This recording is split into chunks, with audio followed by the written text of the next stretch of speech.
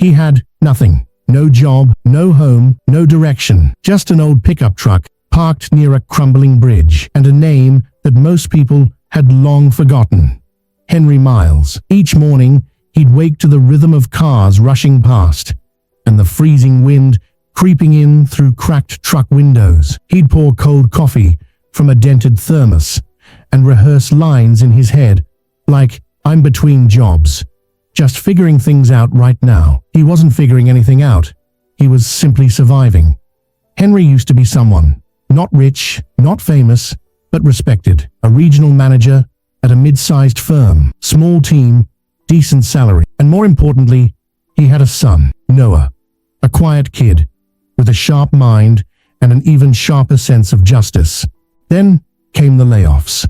Henry thought it would be temporary, but days turned into weeks, weeks into months. Bills went unpaid, food got scarce, and Noah moved in with his aunt. Whispered regretfully, Henry didn't blame him, he blamed himself. One bitter winter night, as snow whispered across the pavement, Henry stood outside a bus station, hoping for a bit of warmth inside, but the security guard shook his head. No loitering. Henry nodded. He understood. Sound fades, then, gently from behind, a voice. "Hey, are you okay?" He turned slowly. She looked maybe mid-30s, thin blazer, arms wrapped tight around herself. But her eyes, they weren't judging. They were concerned. Henry gave his rehearsed reply. Just waiting for someone. She didn't believe it, but she didn't push. Instead, without a word, she took off her coat, old worn sleeves, still warm, and handed it to him. "You look colder than me," she said, with a half smile. Henry hesitated. "I can't take your coat. What about you?" She shrugged. "I have a home to get to. You take it." And before he could even thank her, she was gone, disappearing into a blur of snow and headlights. He stood there, coat in hand, frozen, not from the cold, but from something else. Kindness, unexpected, undeserved. Time passes. Henry wore that coat for months, through job interviews, through endless rejections, through long silent walks, searching for places that still accepted paper resumes.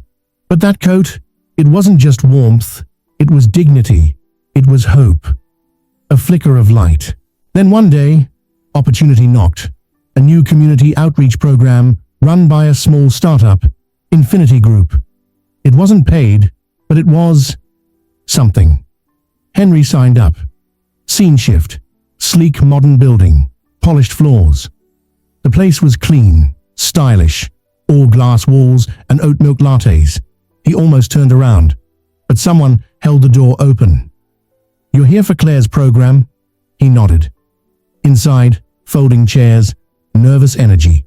A group of mismatched people, faces tired, hopeful, uncertain, and among them, her. Same gentle eyes, different coat. She saw him. Her eyes widened. "You," he touched the coat. "You gave me this." She blinks. Emotion fills the room. "I remember. I never knew what happened to you." Henry smiles. A pause. A breath.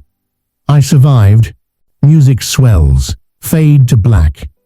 Her name was Claire Langston, Director of Social Impact at Infinity Group. She didn't remember every face she helped, but she remembered his. Over time, Henry became more than just a volunteer. He showed up early, stayed late, and spoke to people not like a teacher, but like a friend. When someone was crying, he didn't give advice. He just sat beside them. One evening after a long day, Claire handed him a cup of tea and said, Claire continued, her voice soft, almost like a memory.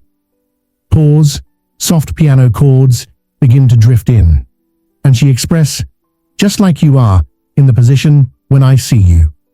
I was there in past 5 years ago. Someone else has helped me by giving a foods and a warm feather coat in that dark winter. Didn't know who he was. I have not seen him till now. But that moment, It felt like someone reached into the darkness and whispered, "You matter. I built this place because of him. His kindness has lifted my life again from bottom." "You remind me of him," Claire said. Henry's throat tightened. He remembers same memory in flash. He was the person who helped here, who she is looking, but she is unaware because of long journey and vivid image of him at that darkness. Long pause. Background grows warmer. Children's laughter. A basketball bouncing. Silence surrounded them, wrapped in the echoes of joy and life. Henry looked around. Children chasing balls. Volunteers crouched tying shoelaces. A boy reading aloud with wild energy. It felt safe. Real. Claire gently placed her hand on his arm. "I don't need you in some boardroom, Henry. I need you here, reminding people what it means to care." Pause. A deep inhale. Henry said nothing, but his eyes, they welled. He glanced down, blinked, tried to stop it, but the tears came anyway. Quiet, honest, human, and then a nod.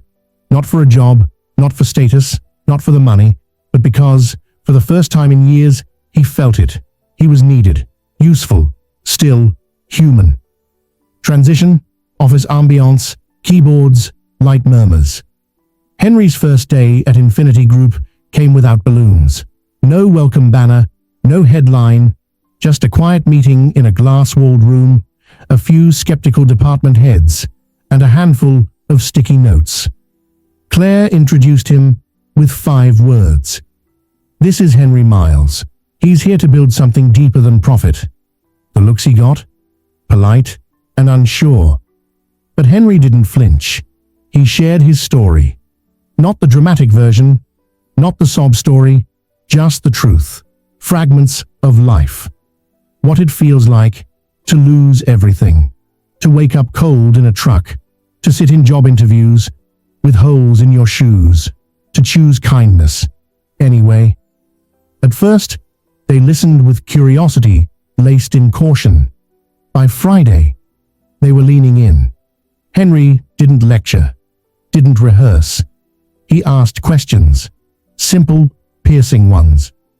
"When's the last time you looked someone in the eyes? Really looked? Do you know the name of the janitor here? What would you do if someone cried in the break room?" No charts, no graphs, just empathy. And slowly, things began to change. First came the interns, then the developers, and then department heads. They came to talk about burnout, about life, about nothing. Some just sat with him during lunch. Henry listened. And when he spoke, it wasn't advice. It was something softer, perspective. "You're not broken," he told a young programmer who hadn't slept in 3 days. "You're just tired. And being tired doesn't mean weakness. It means you've cared too long, without anyone caring back." That line, taped to office doors, printed on mugs, quoted in company emails. Claire watched it unfold. She noticed the break room laughter return. Productivity didn't rise from pressure. It rose from being seen. Henry eventually got a room of his own. Small, warm, plants in windows, stacks of used books, a coffee pot that never ran out. Outside work, life slowly started healing. With Claire's help and a housing stipend, Henry made a down payment on a tiny house in Brooklyn. Nothing grand, but it had a porch, a garden, and walls that held their breath through winter. Most of all, it had space for Noah. Noah, now in college, moved back in. Their first dinner? Spaghetti and garlic bread. Simple, but unforgettable. "You kept your promise," Noah said, tears in his eyes. Henry didn't answer, didn't need to. His silence said everything. As for Claire, at first, it was work, meetings, strategy. Then came shared lunches, subway walks. Now, fast-forward weekend coffee turned into movie nights. Not dramatic, not fast, just real. Two people with armor finally finding ease in presence. One rooftop sunset, Claire said, "You've changed this place, Henry." He smiled. "Nah, I just reminded them of what they already knew." She looked at him, voice softer now. "You reminded me too." One afternoon, after a resilience workshop, a young man lingered, no older than 22. Eyes tired, skin pale, fingers twitching. "I just wanted to say something," he said. "Last month, I was thinking of ending it. And then, I heard you speak. You said, being tired doesn't mean you're weak. It means you've cared too long without someone caring back." He looked up. "That kept me here. So, thank you." Henry froze, then nodded and hugged him. It was awkward, but it was real. That night, walking home beneath the Brooklyn sky, Henry smiled. The runway? It wasn't just about redemption. It was about liftoff. And Henry?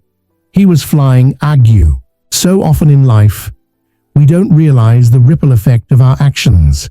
A small act of kindness, a moment of courage, a word of hope, can change someone's entire world. We may never know how deeply we've impacted another life, and we may never see when or how our good deeds come back to us. But they do, always, because kindness echoes, and courage inspires courage. So stay strong, keep believing in yourself, and keep doing the work, even when no one's watching. Because one day, everything you deserve will find its way to you.